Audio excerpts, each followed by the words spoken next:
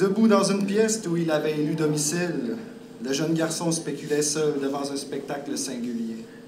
En effet, la nuit dernière, et par 3 fois, lui semblait-il, de légers bruits de pas de son sommeil l'avaient tiré. Ce n'était pas le son lourd et pesant qu'auraient produit des chaussures, mais plutôt un sifflement, comme si l'on grattait le prélat. Le petit homme, trop endormi pour regarder et être sûr, chuchota pour lui-même, ça cessera bien, tôt ou tard.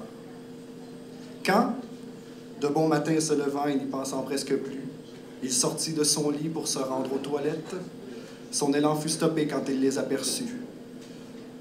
De petits pas dans la poussière se dessinaient, clairs et nets. Je me permets ici un petit aparté. Le garçon que je décris était tout sauf un ange. Il était habité par des peurs insensées, du genre qui trop souvent dans la tête se mélange.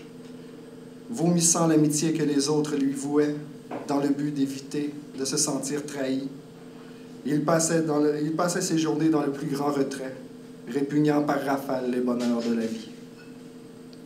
Maintenant, le voici en train de contempler les sillons poussiéreux produits par une coquerelle. Faudrait peut-être que mon sel y arrête de fucker pour que je continue ma belle petite fable. Ça, c'était de moi. C'était pas écrit par tout, là. Okay, les sillons poussiéreux produits par une coquerelle.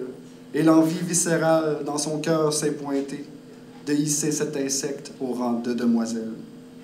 Son petit cœur s'emballa, trépignant d'impatience, de pouvoir lui souffler à l'oreille son amour.